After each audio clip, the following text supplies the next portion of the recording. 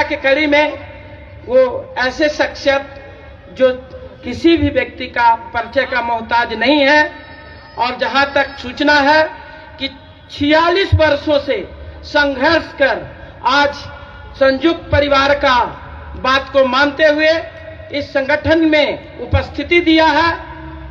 नागपुर को हेडक्वार्टर को घेरने का अगर किसी ने जुर्रत किया, आरएसएस को किसी ने दबाने का जुर्रत किया, तो वो नाम ऐसे शख्सियत के नाम खड़े होकर के आप लोग स्वागत करें।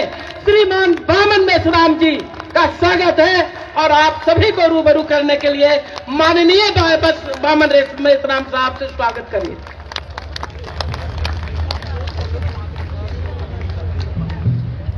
साथियों,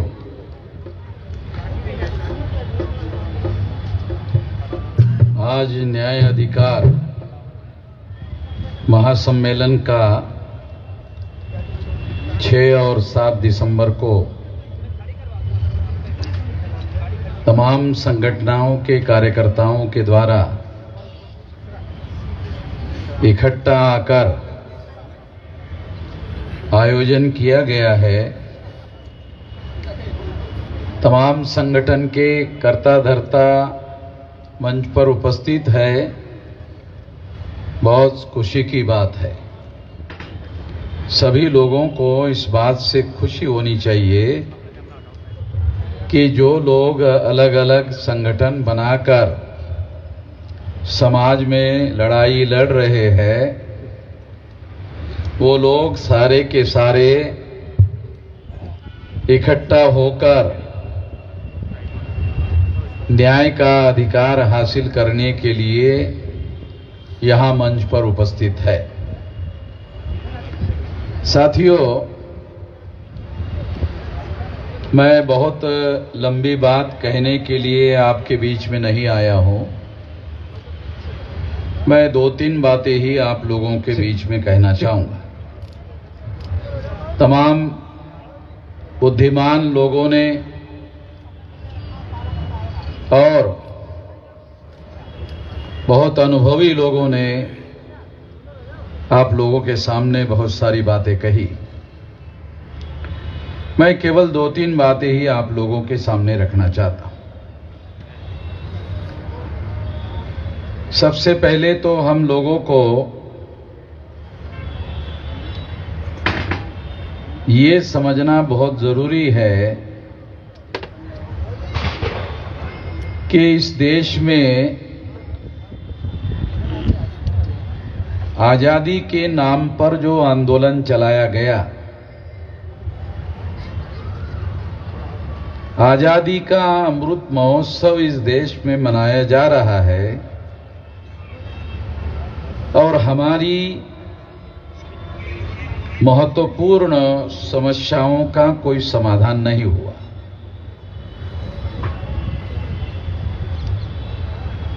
देश को चलाने वाले जो लोग हैं वो अमृत महोत्सव मना रहे हैं,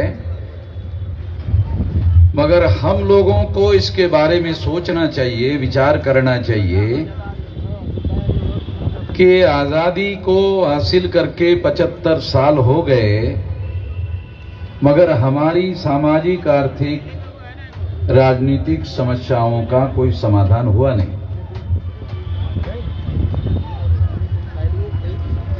और अगर समाधान नहीं हुआ तो मैं ऐसा मानता हूं कि जो इस देश के बहुसंख्यक लोग हैं वो बहुत सालों तक कांग्रेस से उम्मीद लगाकर बैठे थे कि ये लोग हमारी समस्याओं का समाधान करेंगे,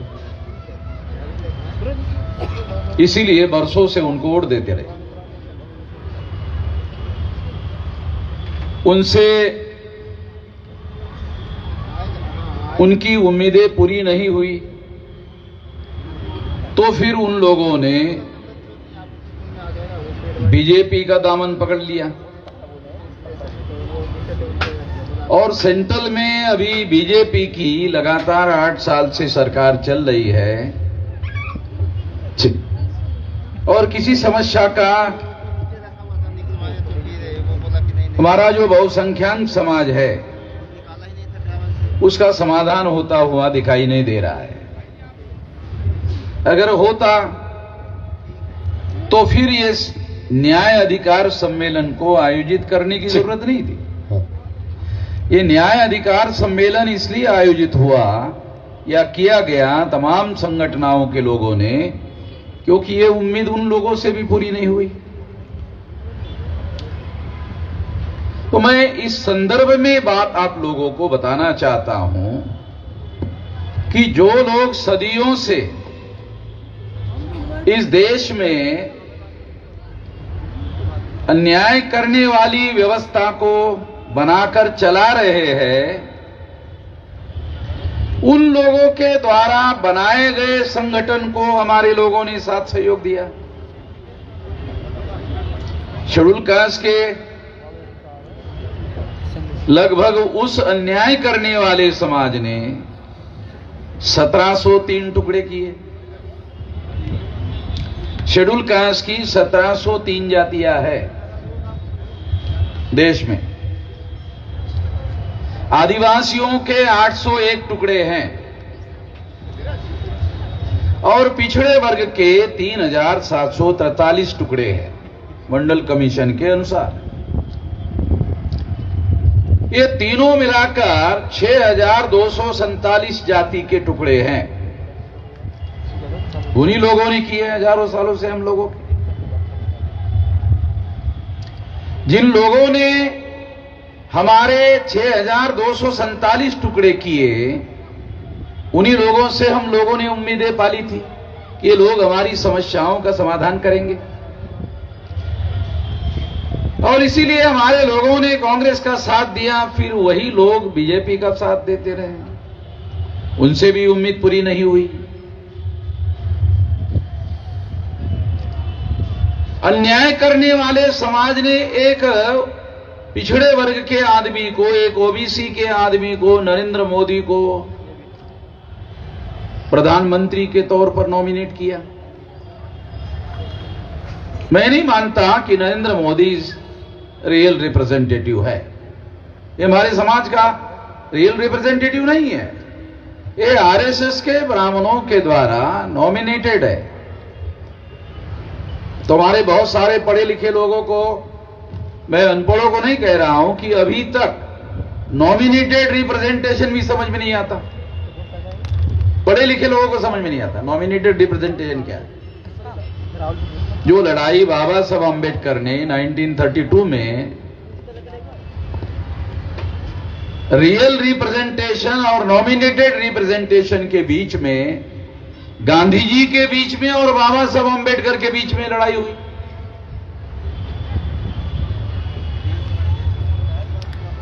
हम बाबा साहब का नाम तो लेते रहते हैं और जयकारे भी बहुत लगाते रहते हैं, जय जयकार भी बहुत करते रहते हैं, मगर बाबा साहब अम्बेडकर की और गांधी जी के बीच की लड़ाई क्या थी, इसको जाने बगैर ही हम आज की लड़ाई लड़ना चाहते हैं। मुझे तो नहीं लगता इस तरीके से लड़ाई लड़ी जा सकती। जो कौम इतिहास से सबक नहीं सीखता, वो काम कभी अपना आंदोलन, स्वाभिमानी आंदोलन नहीं चला सकता, आत्मनिर्भर आंदोलन नहीं चला सकता, अपने बल पर आंदोलन खड़ा नहीं किया जा सकता, अगर इस इतिहास को आप जानते नहीं हैं। 1932 को नॉमिनेटेड रिप्रेजेंटेशन और रियल रिप्रेजेंटेशन, इसके बीच की जो लड़ाई है, बाबा साहब अम्बेडकर और गांधी जी के बीच में लड़ाई थी। और बाबा साहब अम्बेडकर शेड्यूल कास्ट और शेड्यूल ट्राइब के लिए रियल रिप्रेजेंटेशन का 17 अगस्त 1932 को अधिकार हासिल करने में कामयाब हुए थे। कितने पढ़े लिखे लोगों को यह बात जानकारी है कि गांधी जी ने इस अधिकार को आमरण अनशन करके छीन लिया? कितने पढ़े लिखे लोगों को पता है? और अगर पता है तो वो पता होना क्या आज के तारीख में जो 131 मेंबर पार्लियामेंट शेड्यूल कास्ट और शेड्यूल ट्राइब के, वर्तमान पार्लियामेंट में चुनकर गए हुए हैं, और जिसमें 76 मेंबर पार्लियामेंट शेड्यूल कास्ट और शेड्यूल ट्राइब के, भारतीय जनता पार्टी के 303 मेंबर पार्लियामेंट में शेड्यूल कास्ट और शेड्यूल ट्राइब के लोग शामिल हैं, जो बीजेपी की सरकार बनाने में लगे हुए हैं, उस सरकार को चलाने में लगे हुए हैं, जिसको हमारे पढ़े लिखे लोग, विधायक जी, सांसद जी, यानी आप लोग अपने लोगों को जगाते भी रहोगे, और दलालों और भड़वों को, जिनको बाबा साहब आंबेडकर ने what Gandhi and Congress have done to untouchable नाम की किताब में दलाल और भड़वे कहा, उनको आप सांसद जी भी कहते रहेंगे, आप विधायक जी भी कहते रहेंगे, और आपको इस बात का मलाल भी होगा कि यहां लोग उपस्थित नहीं है। अरे लोग उनके साथ जाएंगे, इलेक्टेड मेंबर पार्लियामेंट के सांसद जी के साथ जाएंगे, विधायक जी के साथ जाएंगे, कि आपके साथ आएंगे, कफल्लक लोगों के साथ में? उनके साथ जाएंगे ना, उनके साथ जाएंगे। जब तक आप उन दलालों और भड़वों के बारे में, जिनको बाबा साहब अम्बेडकर ने what Gandhi and Congress have done to untouchable में दलाल और भड़ुआ कहा, आप कह सकते हो? जो बाबा साहब अम्बेडकर ने लिख कर रखा, वो कहने की भी आप लोग जरूरत नहीं करते हो। तो लोग जागृत कैसे होंगे? उनसे लोग कटेंगे तो यहां मैदान में आएंगे, उनसे जुड़े रहेंगे तो आपके मैदान में कैसे आएंगे? और क्यों आएंगे? सांसद के पास जाएंगे ना, विधायक के पास जाएंगे, आपके पास क्या आएंगे? क्या है? अगर आपने पुलिस चौकी में टेलीफोन किया तो पुलिस चौकी वाला आपकी सुनता नहीं है, उसकी सुनता तो है कम से कम सांसद की और विधायक की, उसके साथ जाएंगे।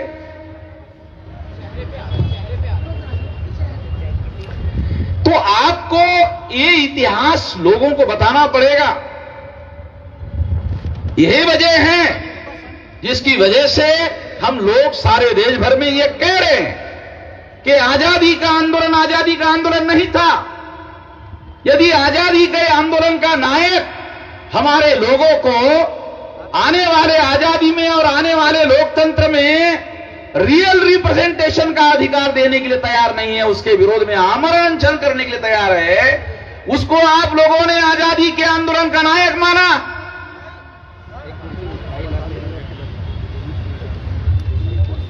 उसको नंगा करना पड़ेगा। वैसे तो वो आधा नंगा ही है, थोड़ी आधी कोशिश करनी पड़ेगी, ज्यादा कोशिश नहीं करनी पड़ेगी। आधी कोशिश करने के लिए भी आप राजी नहीं है। आप अपने लोगों को इसके लिए जागृत नहीं करोगे तो आपके साथ जो उनके साथ लगे हुए हैं, अरे आपके साथ आएंगे कैसे? जब तक उनसे आप लोग अलग नहीं करोगे, उनसे उनको अलग करना पड़ेगा, तो फिर ये मैदान भरेगा। क्यों नहीं भरेगा?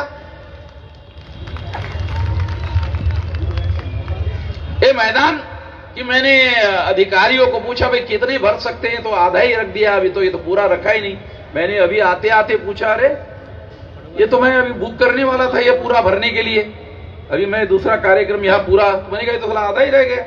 तो यहाँ कार्यक्रम करने का साला कोई मीनिंग नहीं रहा अभी तो, क्योंकि तो हम लोग जितना इकट्ठा कर सकते हैं तो उसके लिए जगह ही नहीं हो रही है अभी रामलीला मैदान। 2-3 लाख लोग तो हमने आरएसएस के हेडक्वार्टर 3.5 लाख लोग लेकर गए थे, यहां तो जगह नहीं है, यहां तो 60-70 हजार से ज्यादा लोग नहीं आ सकते। साथियों, मैं आपको ये बताना चाहता हूं कि यदि आजादी का आंदोलन होता तो फिर गांधी जी को हमारे लोगों के मिले हुए अधिकारों के विरोध में आमरण अनशन करने की क्या जरूरत थी? अगर वो हमारे ही मिले हुए अधिकारों के विरोध में छीनने के लिए आमरण अनशन कर रहे थे, तो फिर वो आजादी का आंदोलन भी चला रहे थे, वो कैसा चला रहे थे? ये सिंपल सवाल हमारे दिमाग में पड़ना चाहिए। इसलिए साथियों, मैं आपको इतिहास को खंगालना पड़ेगा, और बहुत पुराना इतिहास नहीं, आधुनिक भारत में जहां 1848 से लेकर ये आधुनिक भारत में लड़ाई लड़ी गई है, उसका इतिहास तो कम से कम हम लोग ठीक से समझे। अगर उसका इतिहास ठीक से समझने की कोशिश करेंगे तो फिर हम आजाद भारत में, जो हमें आजादी नहीं मिली है, पुलिस चौकी में हमारा एफआईआर नोंद नहीं होता, भाई आजादी मिली है, क्या आजादी मिली है? हमारे लोगों को आदिवासी इलाके में 500 आदिवासियों को एफआईआर नोंद करने के लिए जाना पड़ता है, जो सुप्रीम कोर्ट कहता है कि यह संवैधानिक अधिकार है, एफआईआर संवैधानिक अधिकार है। तो एक आदमी पुलिस चौकी में जाकर नोंद कर ले तो नोंद होना चाहिए, नहीं होती। काहे की आजादी है?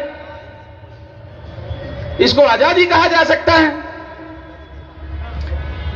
इस देश में आपके इलेक्टेड रिप्रेजेंटेटिव है 131 मेंबर पार्लियामेंट और 1000 से ज्यादा एमएलए है, पार्लियामेंट में उनको कोई बोलने नहीं देता। अरे आपकी छोड़ो, आपके इलेक्टेड रिप्रेजेंटेटिव को पार्लियामेंट में कोई बोलने नहीं देता। जब आपके इलेक्टेड रिप्रेजेंटेटिव को बोलने नहीं देता कोई, और लोकसभा का सभापति ही उनको रोकता है। हीरालाल परमार का नाम सुना? 82 में संसद में, जब 82 में रिजर्वेशन विरोधी आंदोलन हुआ था गुजरात में, तो वो संसद में बोलना चाहता था, तो सभापति ने कहा, परमार जी आपकी कांग्रेस पार्टी ने आपका नाम बोलने के लिए नहीं दिया है, आप नहीं बोल सकते। हम बहुत जल्दी भूलने वाले लोग हैं, हमारे पिछवाड़े पे डेली लात पड़ती है, मगर भूलने का हमारा ऐतिहासिक रिकॉर्ड है। हम बहुत जल्दी भूल जाते हैं और फिर नई नई कहानियां हमारे सामने आती रहती है।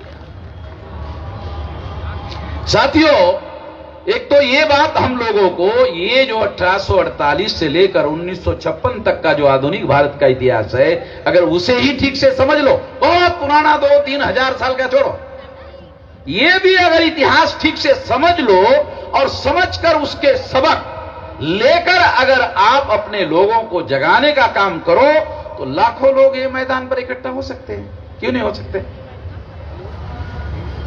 तमाम संगठनों के कार्यकर्ता यहां मंच पर इकट्ठा आए हैं, बहुत अच्छी बात है, बहुत खुशी की बात है, मगर यह निश्चित रूप से हम लोगों को दुखी करने की बात है कि यहां 90% कुर्सियां खाली है। निश्चित रूप से हम लोगों को दुखी है। तो जो केंद्र सरकार चलाने वाली बीजेपी और आरएसएस के लोग हैं, क्या मैसेज गया यहां से?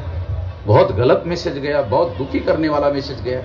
उनका हौसला बढ़ता है इस वजह से, हमारे दुश्मनों की हिम्मत बढ़ती है इससे। तो ये हमारी समस्या है और ये समस्या रहेगी। एक तो ये बात मैं आप लोगों को बताना चाहता हूं। दूसरी बात मैं आप लोगों को बताना चाहता हूं, क्योंकि मैं तीन ही बात बोलूंगा। दूसरी बात यह कि हम लोगों को इस देश में परिवर्तन करने के लिए आंदोलन चलाना होगा। अगर परिवर्तन करने के लिए आंदोलन चलाना होगा, तो क्या कोई आंदोलन संगठित शक्ति के बगैर आप चला सकते हैं? क्योंकि आपकी इस देश में जो 6247 जाति के टुकड़ों में बांटकर इस देश की जो ब्राह्मणिकल सोशल ऑर्डर बनाई गई है, उस व्यवस्था को बदलने के लिए, उस व्यवस्था का परिवर्तन करने के लिए आपको इस देश में आंदोलन चलाना होगा। वो है आपकी मूल समस्या। और इस समस्या का समाधान करने के लिए आपके पास संगठित शक्ति चाहिए। आपके पास संगठनाएं हैं, संगठित शक्ति नहीं। क्योंकि यहां तो हमारे तमाम जो लीडर है, उन लोगों की संगठनाएं तो है, नहीं है ऐसा थोड़ी है, मगर संगठित शक्ति नहीं है। जब काशीराम जी ने, क्योंकि काशीराम जी ने पहले महाराष्ट्र में काम शुरू किया था, तो महाराष्ट्र के लोग उनको बोलते थे, आप लोगों को मालूम नहीं है, क्योंकि हम लोग उस समय काम करने वाले लोग कार्यकर्ता थे, तो हमें मालूम है। लोग महाराष्ट्र के उनको क्या बोलते थे कि ये रिपब्लिकन पार्टी के जो टुकड़े हैं, उसको आप इकट्ठा करो। काशीराम जी ने नहीं माना। वो बोलते थे कि उन टुकड़ों को इकट्ठा करो, लोग बोलते थे। तो उन्होंने, काशीराम जी ने इस बात को नहीं माना। उनका कहना था कि इनको इकट्ठा करने के लिए मैं जितना समय लगाऊंगा, होगा कि नहीं होगा नहीं बोल सकते, क्योंकि बहुत पहले दूसरे लोग भी कोशिश कर चुके हैं। उससे बेहतर तरीका है जनता को जगाकर इकट्ठा करना। मैं आपको हिस्टोरिकल बात बता रहा हूं, सबूत के आधार पर बता रहा हूं। तो उन्होंने दूसरा रास्ता अपनाया। कौन सा? जनता को जगाकर इकट्ठा करने का। आप लोगों ने नेताओं को इकट्ठा करने का काम किया, अच्छा काम किया, वैसे गलत नहीं है ये, अच्छा काम। जो काशीराम जी ने इसको अच्छा नहीं माना, आप लोगों को थोड़ा हिस्टोरिकल फैक्ट बता रहा हूं, ये रास्ता सही नहीं है, ऐसा काशीराम जी का मानना था। इससे हमारा कुछ होगा नहीं, इससे समाधान नहीं होगा। अभी भी कुछ लोग ये बोल रहे थे, एक लड़की बोल के गई कि अब यहां हमारे संगठनकर्ता नेता लोग इकट्ठा तो हो गए, कल क्या होगा? यकीन नहीं होगा। तो लड़की का यकीन नहीं है, हमारे ऊपर विश्वास नहीं है लड़की का, तो वो मैं उसको गलत नहीं मानता। जिस लड़की ने अपनी बात कही, उस लड़की को मैं गलत नहीं मानता। तो इसलिए मैं आपको यह बात कह रहा हूं कि काशीराम जी ने महाराष्ट्र के लोगों की बात को नहीं माना और उन्होंने जनता को जगाकर इकट्ठा करने का काम किया, उसमें उनको सफलता मिली। काशीराम जी को उसमें सफलता मिली।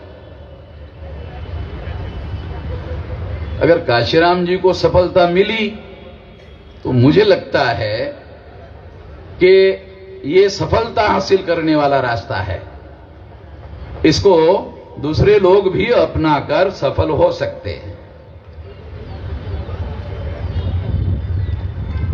एक तो ये बात मैं आप लोगों को बताना चाहता हूं, लंबी बात किए बगैर।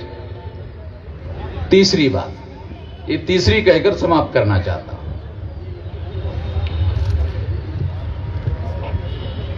यही रास्ता जो काशीराम जी कहते थे या वो करते थे, हम लोग वही कर रहे हैं।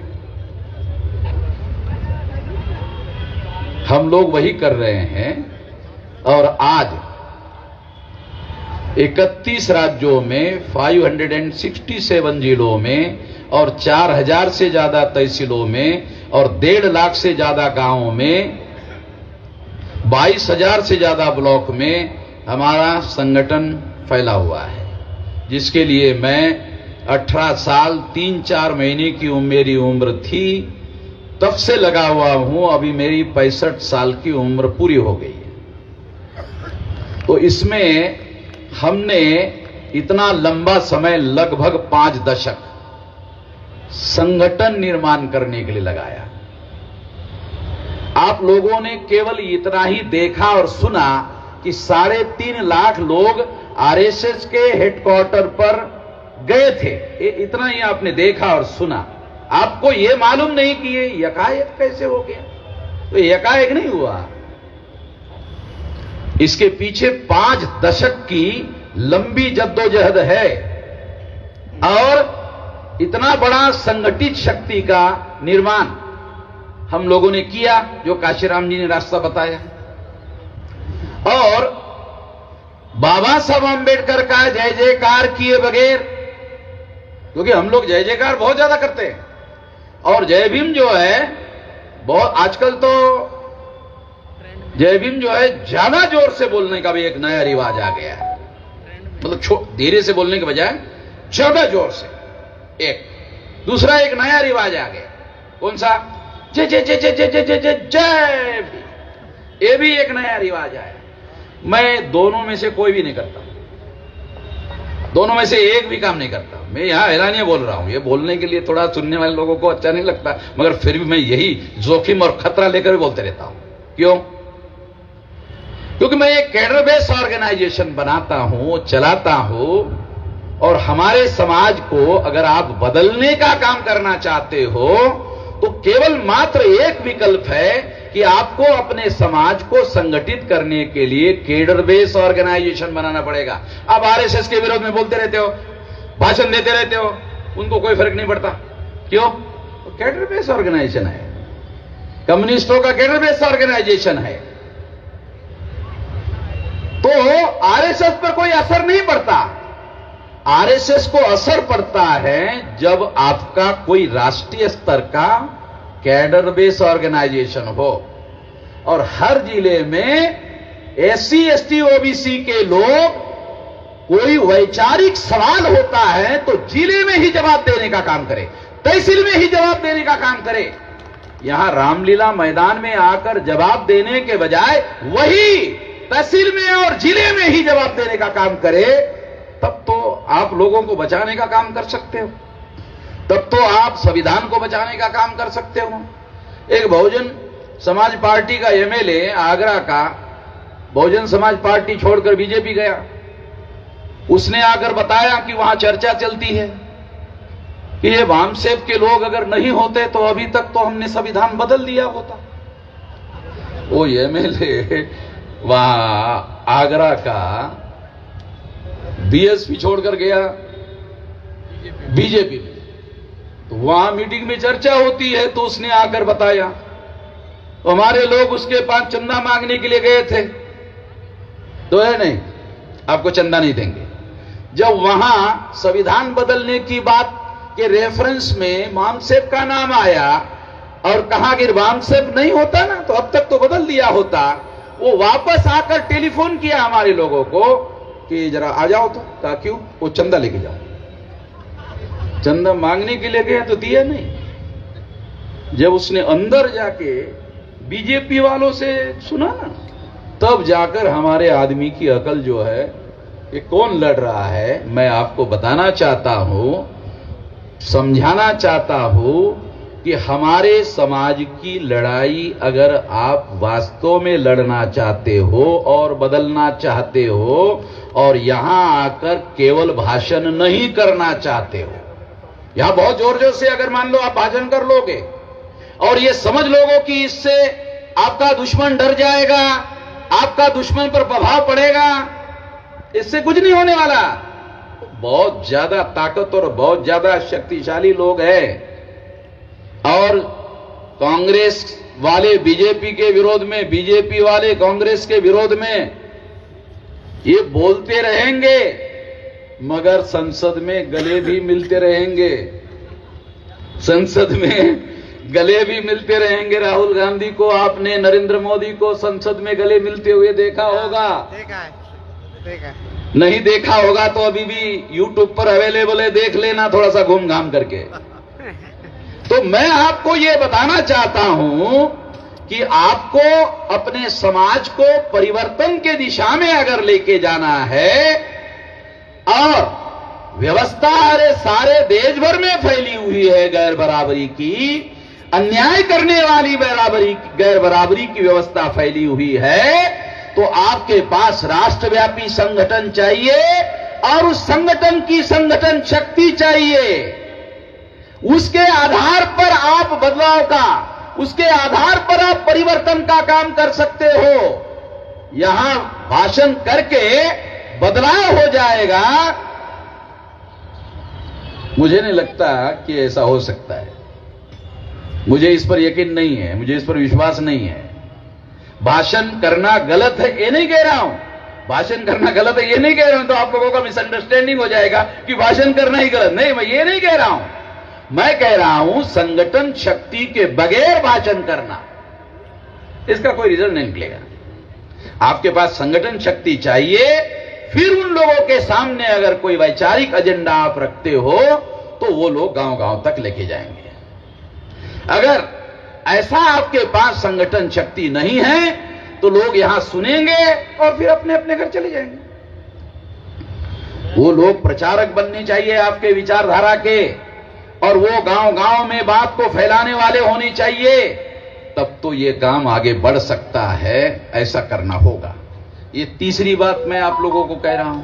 और मैंने आपको वादा किया था कि 3 ही बात कहूंगा, तो 3 कह दिया और मेरी बात खत्म हो गई और ज्यादा मैं लंबा नहीं गया। धन्यवाद।